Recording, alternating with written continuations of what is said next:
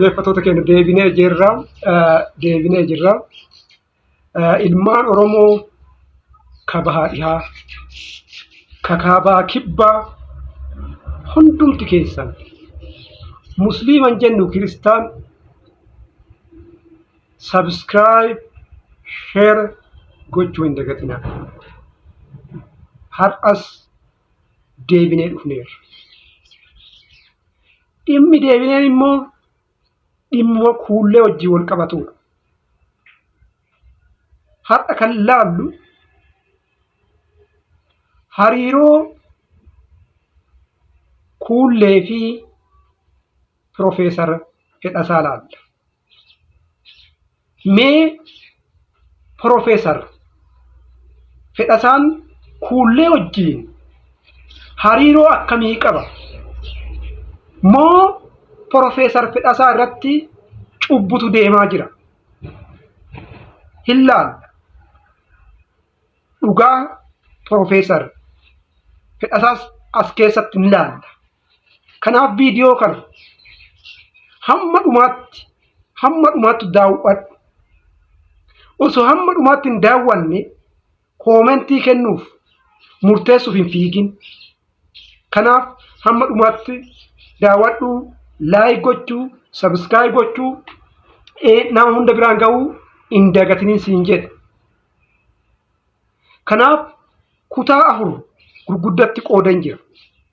Kutaa kanarratti tokko irratti waan jedhame fi yaada kiyya waan gaafii natti ta'e addaan baasee kan dubbadhu hin ta'a. Yoon kana siin jedhu ani qubee kuullee deeggaraa sitti hin fakkaatin. Garuu dhugaan deeggara. Ani jalqaba irratti liivii TikTok irratti ture osoo hin dhageeffatin wanti naan galiin baay'een ture. Wanti naa galee jira. Ammallee immoo deebi'ee wanti naan galle baay'ee waan jiruufin karaa viidiyoo kanaatiin dhufeen jechuudha. Kanaaf sirritti haga dhumaatti dhageeffadhaa. Laayik, sabskiraayib, sheer godhaa. Kutaan tokkoffaan Oromoon yeroo baay'ee maaliif walirratti duula? Maaf waliin jajjabeessine? Oromoon yeroo baay'ee maaliif walirratti duula? Maaf waliin jajjabeessine? Maaf wal cabsuuf deema? Inni kutaan tokkoffaa isa kanaa jechuudha. As keessatti duula Profeesar Fedhasaa irratti baname hamma tokkoon hin laallaa jechuudha. Profeesar Fedhasaan hayyuudha, qorataadha,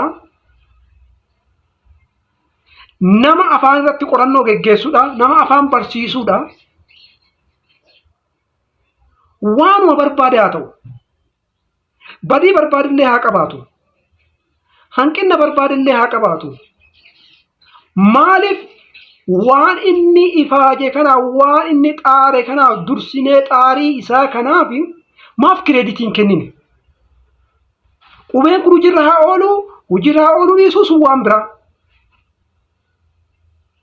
jedhee jira. Innillee hojiirra oolaa dhiisaa anaa miti kan murteessu.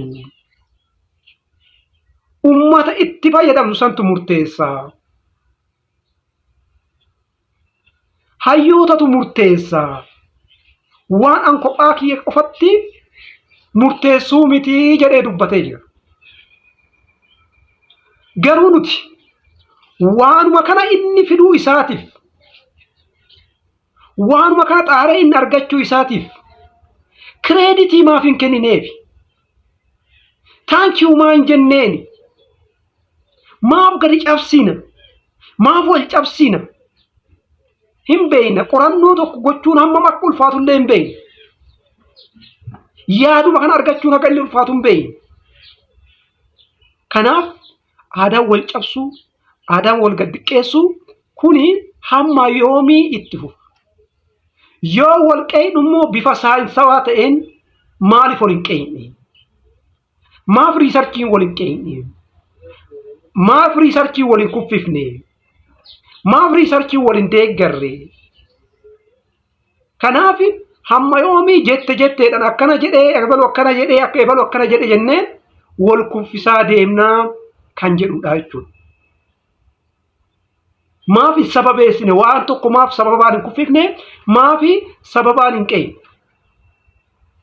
Maali namni qorannoo geggeessuudhaaf mirga hin qabu.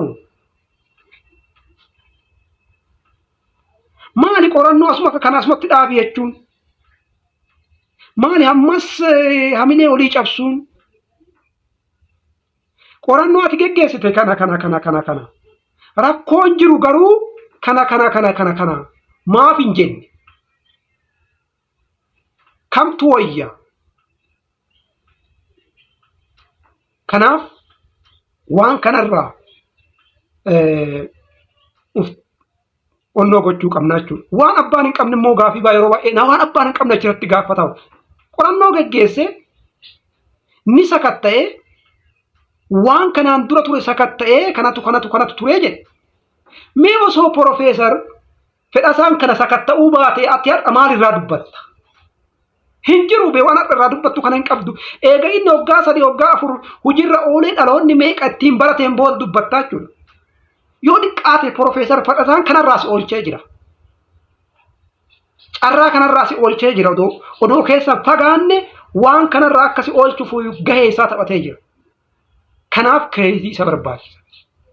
Kanaaf taankii isaan jechutu isa barbaachisaa jechuudha. Kanaafuu mee daqiiqa xiqqoo haasa'a Profeesar Fedhasaa dhageef. Godhee Dooktar Tashoomee qofa kana dhama'uu kee fi dhama'uu isaatiif ani immoo appirisheetiin isa godha kan jedhe appirisheet illee nan goone maali jamaa yoo aarii qabaattanii rakkina maalii qaba wajjuma aarraa waan an hojjedhe kireeditii amma kanaan qabu. Okay. Kanuma waan dhageessanii jirtan baay'ee nama qaanessaa jechuudha. Hammanatti nama hamilee namaa tuquun hammaatti ol gad xiqqeessuun hayyuu taanee hammana ol gad xiqqeessuun shee meeqatti aanullee dhageeffannu. Abbaan tokko kana linguistiksiidhaan qoradhuuti kuffisi. Kanaaf walumaa galatti waatu nu keessa jira. Amma dhimma qubeen hojiirra ooluu miti. Rakkootu nu keessa jira. Gara kiyyaan malee waan jedhutu nu keessa jira. Anaan malee hin ta'initu nu keessa jira. Yoo gara kiyyaan deeme malee hin ta'initu nu keessa jira. Amma dhimma qubeetii fi dhimma qubee wajjin wal qabataan jiru jechuudha. Mee ammallee itti hafuuf. Amma hojiirra oolchina jennee dubbachaa jirra.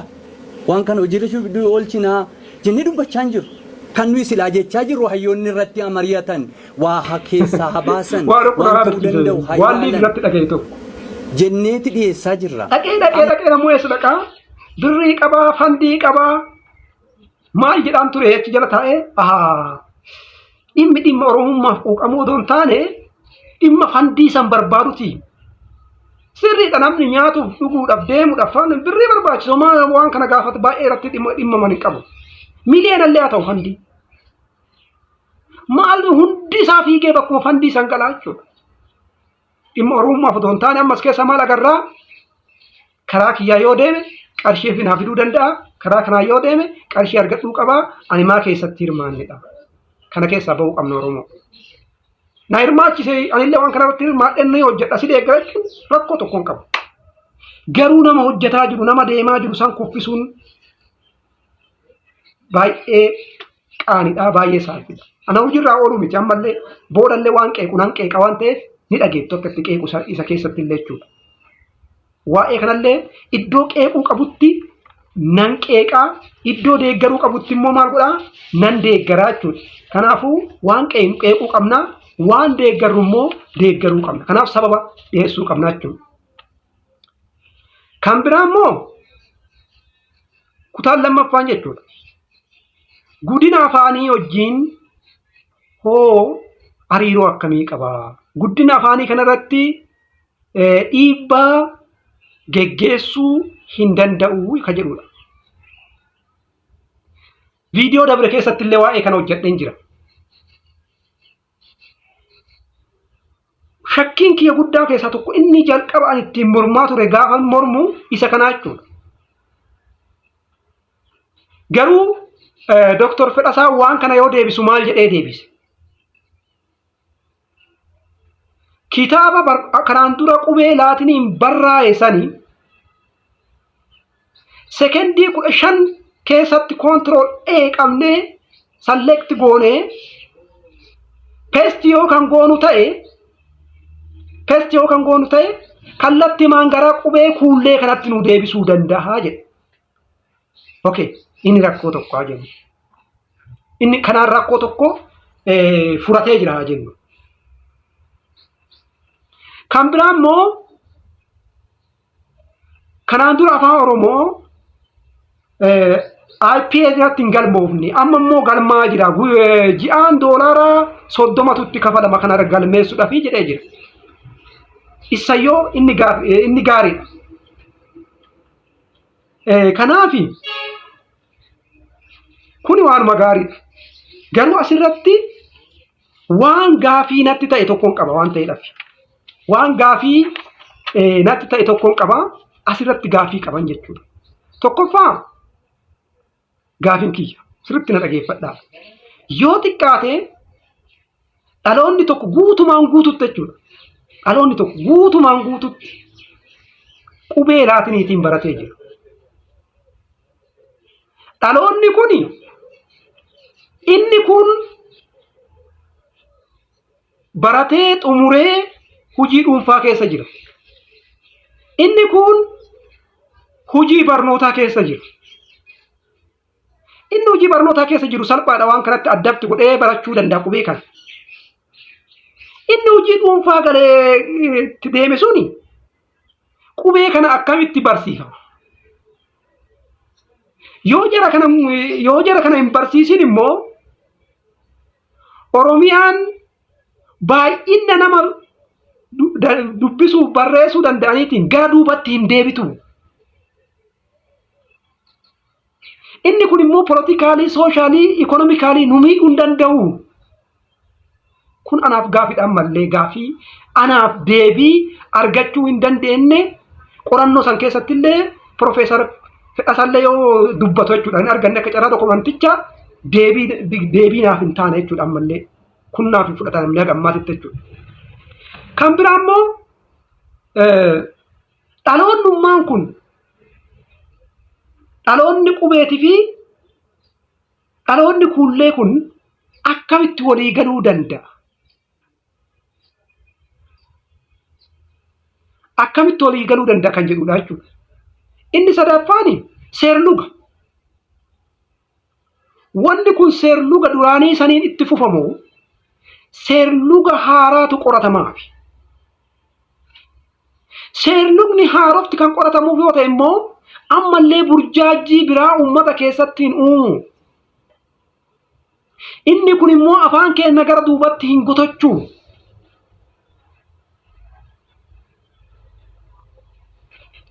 Kan biraa ammallee ija siyaasatiin, politikaalii, ikonomikaalii, sooshalii, historikaalii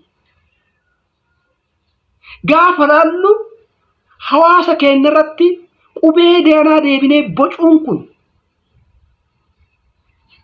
qubee irra deebinee ganaa eeggallee bocuun kun dhiibbaa nurraan hin geggeessu. As jirti kutaa kana jalatti gaafii gaafachuun barbaada jechuudha. Kan biraa immoo dhimma kiiboordii hojii kompiitara hojii wal qabateedha jechuudha. Afaan Amaariffaa akka inni hin guddanne akka inni baay'ee qacaccu baay'ee xiqqaatu waan taasise keessaa qubee addaatiin fayyadamuu isaati jechuudha. Haga ammasitti. Qubee tokkocha barreessuu fi yoo xiqqaate qubee Ingiliffaa yookaan qubee Laatinii 2-3 tuqxaa jechuudha. Namni baay'een kanatti daddafee barachuu hin danda'u.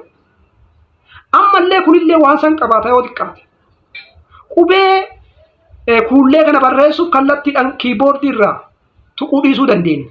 Qubee Ingiliffaa tokko yookaan 2 erga tuqneen boodatti barreessuu dandeenya jechuudha. ammallee immoo kanaafuu guddina kana gara duubatti harkisu namoonni baay'ee irraa qoollifatanii as keessatti rakkoo wayii furree miti amma rakkoo inni baay'een furee jiraatan fakkeenya yoo kaafee jechuudha. Akka gaarummaatti amma yoo laallu tokkoffaa qubee dachaasan jabaachuu dhabuu san furuun isaa waa tokko waan gaarummaa isaati. Deebi'ee immoo rakkoo hudhaa san furuu isaa gaarummaa isaati. Rakkoo barreeffama dheeraa san gabaabsuu isaa jabummaa isaati. Ingiliffa keessatti asitti afaan Oromootiin A jennee asitti immoo Ingiliffaan E jennee ijoollee burjaajessaa kuni dhugaadha. Haqa jiru kun barsiisa turre waan ta'eef haqa jiru rakkoo kana furaa in fura rakkoo kana. Garuu kanaan alatti kallattii biraatiin qoratamee jira. Booda qorannoo keessatti illee isinii kaasa. Dura afaanumti Oromoo qubemmaan laatinii kan ittiin barreessaa jiru kunuyyuu politikaalii, ikonoomikaalii, soshaalii ciminni isaa maalii, jabinni isaa maalii, laafinni isaa maalii jedhamee wanti qoratamee lafa kaawwamee gara qorannoo kanaatti ce'ee jiramoo osoo isa homaa hin qoratin osoo isa homaa hin laalin gamanatti ce'ee waan jedhamillee sirritti ilaallamee adda bahuu danda'uu qabaachuudha. Booda qorannoo jalatti walitti dhufna. Kan itti aanu dhimma qorannoo wal qabatudha jechuudha. Dhimma qorannoo wal qabatu kanaan durallee dubbadheen jira. Qorannoon waa lama jeneraalii viidiyoo kanaan duraa keessatti illee dubbadhee jira. Qorannoon waa lamaaf geggeeffama. Tokkoffaa beekumsa duraan hin jirre haaraa maddisiisuufiin hojjetama. Lammaffaa immoo beekumsa duraan ture waan duraan ture san fooyyessuudhaaf qoratamaa jechuudha. Waan duraan ture san fooyyessuuf qoratamaa jechuudha. Amma exact eessa deemee wanta duraan hin jirretu dhufe jechuudha. Kanaaf akkiyyatti qorannoo qorachuun rakkoo tokko hin qabu. Ispeeshaalii anuma liibii san irratti waan arge keessa waan akka namni baay'een hubannoo hin qabne. Yookaan namni hubannoo dhabaa bedharaaf godhaa hin beeku namni achi jiran sun immoo hubannoo dhaban jedhee yaada. Maaliif namni tokko tokko uumama isaatiin sammuun isaa daba malee namni uumamaan qajeela yaadne tokko tokko ni jira waan ta'eedhaaf namoonni sun hubannoo dhaban jedhee akkasitti kaasuun barbaanne gaafa qorannoo geggeessitu sirriidha. Daataa ni funaannata. Tokko kun beekamaadha. Pilot testii ni geggeessita. Pilot testii sanii waan muraasa fudhattee wanni kun akkamii jettee eega pilot testii san laaltee booda meeshaa laallamuu qabuun deebitee laaltaa jechuudha. Kuni cubbuu miti. Pilot testii geggeessuudhaaf deemuun isaa Profeesar Fedhasaan rakkoo tokko illee hin qabu jechuudha. Garuu amma asitti ka gaafii natti ta'u pilot testii fudhatame suni akkam waan jedhu na gaafii namatti uumaa jechuudha. Asi keessatti daa'ima kiyya qofa barsiisee jedhe. Daa'ima isaa qofa barsiisuudhaan konkuluuziyoonii akkanaa kanarra gahuu danda'a. Waan jedhullee gaaffii uf keessaa qabaachuudha. Konkuluuziyoonii akkanaa irraa waanuma san qofaan gahuun isaa gahuu danda'a waan jedhullee gaaffii biraa nama keessatti kan uumu ta'a. Kanaan alatti illee jechuudha. Dhimma kanaan wal qabatee jechuudha. Okay, kan itti aanu dhimma amantii wal qabatudha jechuudha. Qubeen kuni wanni inni amantii wajjin wal qabatu tokkollee hin jiru jechuudha. Amantiin Islaamaa qubee kana fakkaatu takka hin qabu jechuudha. Akkuma beekamu qubee arabaati, qubee dhaabbataadha, qubee beekamaadha. Tokko ka beeku qabda jechuudha amantii wal qabatee. Lammaffaa Oromiyaa bahaatii dhufee Oromiyaa dhihaatii waan jedhutu achi keessatti gaafii gaafatamaa jechuudha. Namichi sun dhalata Oromiyaa bahaa ta'uu danda'a yookaan immoo Oromiyaa dhihaa ta'uu danda'a. Bakka barbaade haa ta'u. Maata kan godhu bakka dhaloota namichaa osoo hin taane waan inni hojjete yookaan immoo hojii inni hojjete santu ilaalamuu qaba jechuudha. Kanaaf namni yuunivarsiitii keessa jiru tokko waan akkanaa yaada taanan, waan xiqqaa akkanaa yaada taanan dhaloonni achi keessatti qaramu hoo maal yaada jedhanii tilmaamuun nama rakkisu jechuudha. Gaafii akkanaa nama gaafatamuu qabu. Gaafii saba addaan qoqqoodu, saba jidduutti summii facaasu gaafatamuu qabu ture. Mi'a dhageeffanne. Gosa akkasiitii naannoo akkasiitti qophaa'eedhaan kan amma obbo Margaan dubbatan baay'een balaaleffadhee jechuudha. Ani baa Oromiyaa keessaan dhufeen baa Oromiyaa. Isa kan akkanatti deebiseef. Kana jechuun maal jechuudha? Qubeen kuni Oromiyaa bahaatiin dhufee ka garasiin nutti fiddee waan jedhuuf keessaa qaba. Soteettee olaaltu tilmaama akkasii sii kennaa jechuudha. Kun immoo nama baratee hayyuu tokkorraa kan dhaloota hedduu of jalatti oomishurraa gaafiin akkanaa namaa dhiyaachuu hin qabu ture jechuudha. Kanaaf galatooma, share, like, subscribe.